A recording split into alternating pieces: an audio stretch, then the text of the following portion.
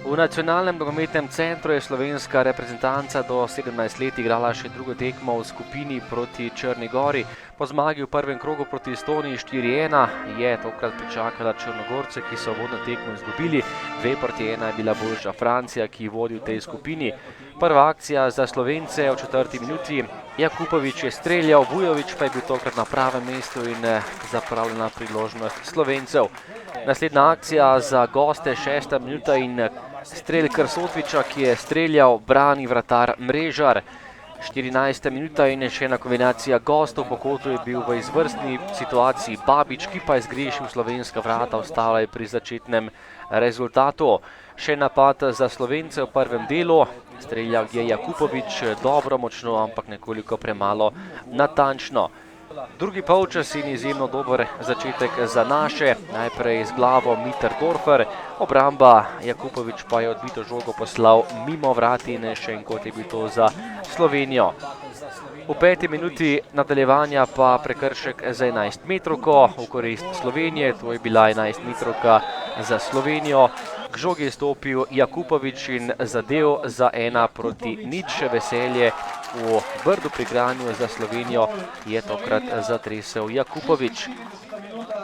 Že v naslednji akciji v 55. minuti gol za 2:0. Lepa podaja z desne Jakupoviča, ki je tokrat podal pred vrata. Prelec je žogo zgrešil, do nje pa je prišel Kurtovič in zatresel mrežo ter povišal prednost. Slovenija, Črna Gora 2:0.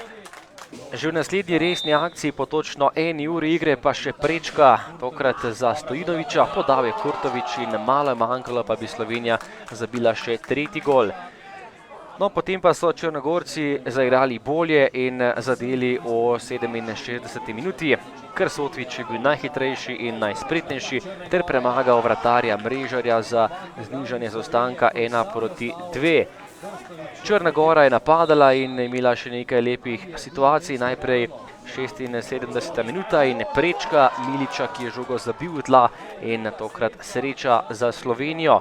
Vendarle pa gol v mreži Slovencev. Tekla je 77. minuta, ko je Rakonjac zatresel mrežo in postavil tudi končni izid tekme 2:2.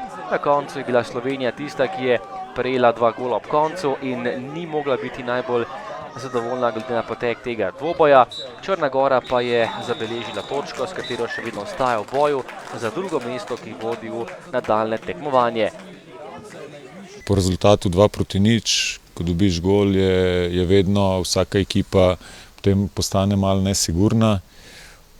Tako smo tudi mi postali. Nasprotnik je fizično močan, začel je s temi dolgimi žogami, z visokimi, tam se zgodijo lahko nepredvidljive stvari. Tako da nič, pa smo sprejeli še ta drugi gol, ampak ni kaj zdaj. To se dogaja v nogometu, fantje se morajo iz tega nekaj naučiti. Mi imamo zaenkrat 4 točke, imamo še eno tekmo, na kateri sigurno lahko kaj naredimo. Francija je dobra reprezentanca, ampak mogoče je celo to še najlažja tekma od vseh 3.